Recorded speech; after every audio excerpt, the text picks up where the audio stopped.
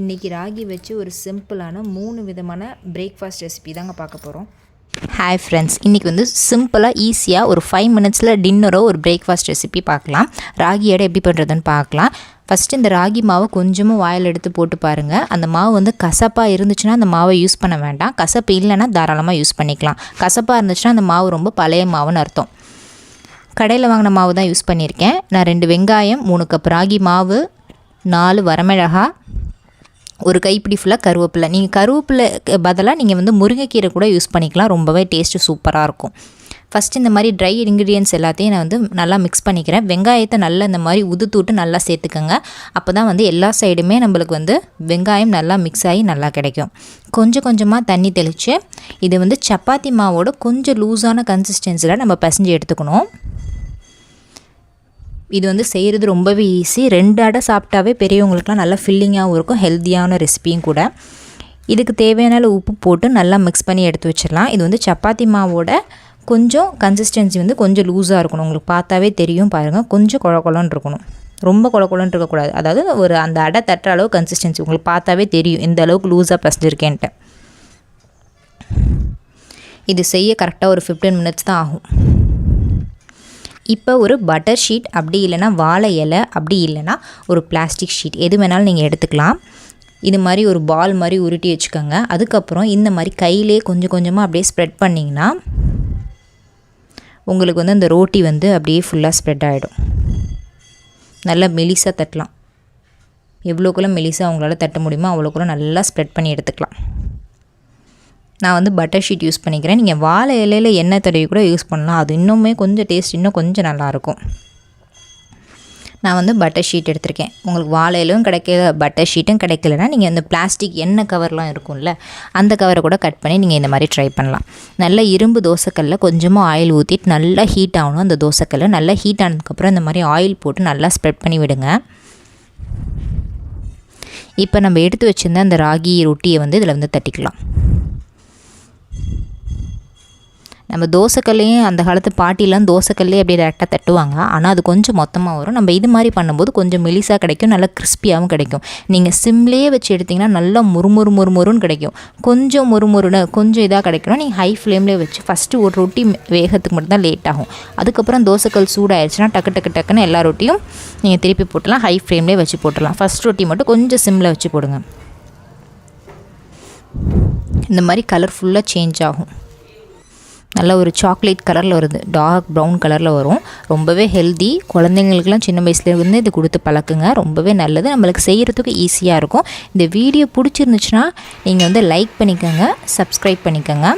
இது மேலே நீங்கள் டாப்பிங்க்கு இன்னும் கொஞ்சம் வெங்காயம், கொத்தமல்லி போட்டுக்கிறதாலும் போட்டுக்கலாம். வெங்காயத்தோடு சாப்பிடும்போது சூப்பராக இருக்கும். இது கூட சட்னி, சாம்பார், வெறும் அடையாக கூட வச்சு சாப்பிட்லாம்.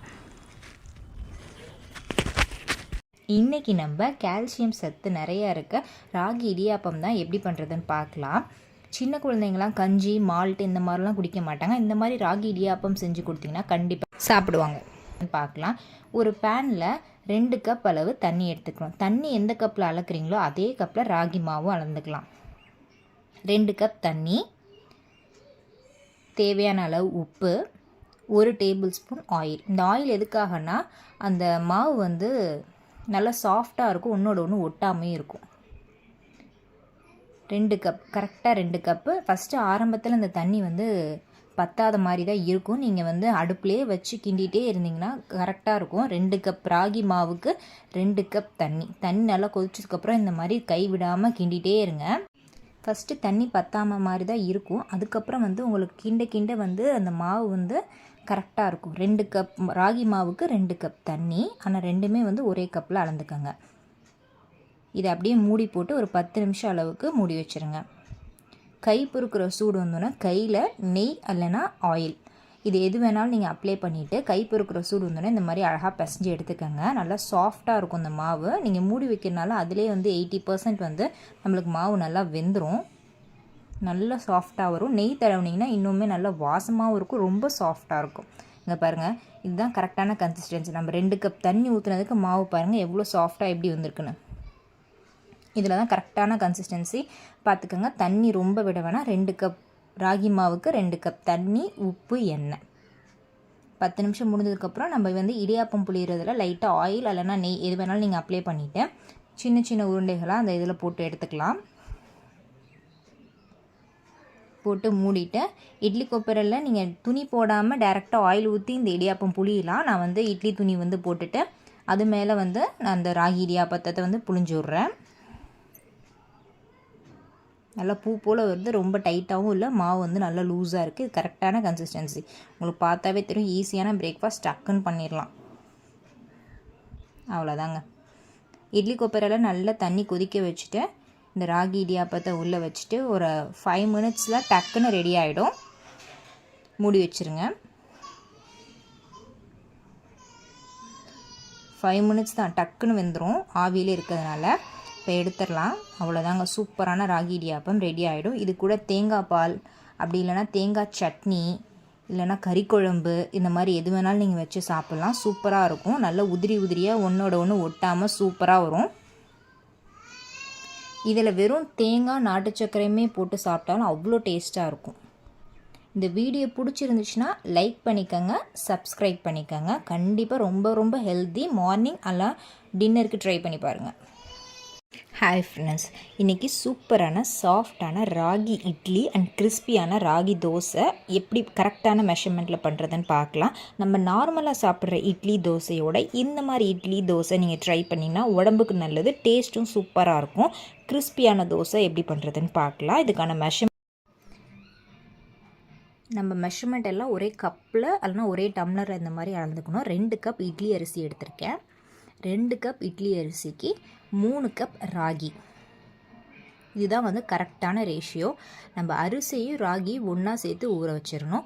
ராகியில் நிறைய அழுக்கு இருக்கும். ஸோ அதனால் நல்லா ஒரு 3-4 டைம் நல்லா வாஷ் பண்ணிவிட்டு அந்த தண்ணி க்ளீன் ஆகிற அளவுக்கு நல்லா வாஷ் பண்ணிவிட்டு அதுக்கப்புறம் வந்து நம்ம வந்து ஊற வைக்கணும்.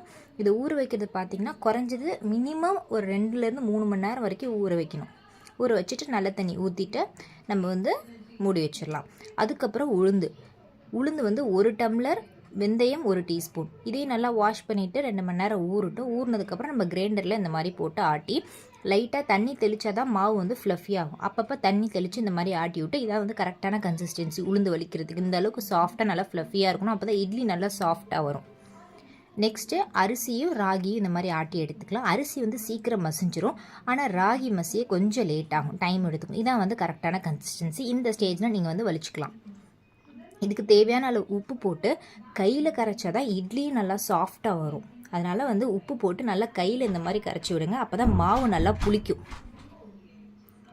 இது வந்து மூடி வச்சிடலாம். ஃபர்மெண்ட் ஆகட்டும் 5-6 மணி நேரம். இந்த அளவுக்கு நல்லா மாவு நல்லா புசுன்னு பொங்கி வந்திருக்கு. இதனால் கையில் கரைச்சதுனால. சப்போஸ் நீங்கள் மிக்சியில் ஆட்டுறீங்கன்னா இட்லி வந்து ஃப்ளஃபியாக வராது. கிரைண்டரில் ஆட்டினா மட்டும்தான் இட்லி வந்து ஃப்ளஃபியாக வரும். இதை நல்லா மிக்ஸ் பண்ணிவிட்டு இட்லி கொப்பரையில் தண்ணி ஊற்றி நல்லா சூடானதுக்கப்புறம் இட்லி ஊற்றினா தான் இட்லி நல்லா சாஃப்டாக வரும். ஸோ இட்லி தட்டில் இட்லி ஊற்றி எடுத்துக்கலாம். இங்கே பாருங்கள், நல்லா தண்ணி வந்து கொதிக்கணும். கொதிச்சதுக்கப்புறம் தான் இட்லி ஊற்றணும். அப்போ தான் இட்லி நல்லா சாஃப்டாக ஃப்ளஃபியாக வரும். இது மூடி நல்லா ஆவி வெந்ததுக்கப்புறம் நம்ம வந்து இட்லி எடுக்கலாம். பாருங்கள், உங்களுக்கு பார்க்கும்போதே தெரியும். இப்படி கையில் வச்சு அந்த இட்லி வந்து ஒட்டாமல் வரணும். தண்ணி தொட்டு இப்படி கையில் அடிச்சுன்னா இட்லி ஒட்டாமல் வந்துச்சுன்னா இட்லி வந்து ரெடி ஆகிடுச்சு. இதை வந்து நம்ம தனியாக எடுத்துடலாம். இதுக்கு தண்ணி தெளிக்கணும் இல்லை, நீங்கள் கமுத்து வச்சுட்டு லைட்டாக ஒரு 5 நிமிஷம் அப்படியே விட்டுட்டிங்கன்னா அது அழகாக தண்ணி தெளிக்காமல் அழகாக இட்லி நல்லா சூப்பராக ஃப்ளஃபியாகவே வந்துடும். சூப்பராக இருக்கும், ரொம்பவும் ஹெல்த்தியானது கூட. இது கூட வந்து நான் வந்து கார சட்னி, வெங்காய சட்னி, தேங்காய் சட்னி, இந்த 3 சட்னியுமே இந்த இட்லிக்கு வந்து சூப்பரான காம்போவாக இருக்கும். சாம்பாருமே நல்லாயிருக்கும். சூப்பரான இட்லி ரெடி. இதே மாவில் நான் அன்னைக்கு தோசையும் ஊற்றி காமிக்கிறேன். அதுவும் நல்லா கிறிஸ்பியாகவும் வருங்க. பாருங்கள், தோசைக்கல்ல நல்லா ஹீட் ஆனதுக்கப்புறம் நல்லா மெலிசாக நல்லா ரோஸ்ட் மாதிரி வரும் தோசை. சூப்பராக வரும் தோசை. எண்ணெய் ஊற்றிக்கலாம். இந்த ரேஷியோ மட்டும் போட்டிங்கன்னா கரெக்டாக பர்ஃபெக்டான தோசை வரும். இந்த வீடியோ பிடிச்சிருந்தா சப்ஸ்கிரைப் பண்ணிக்கோங்க.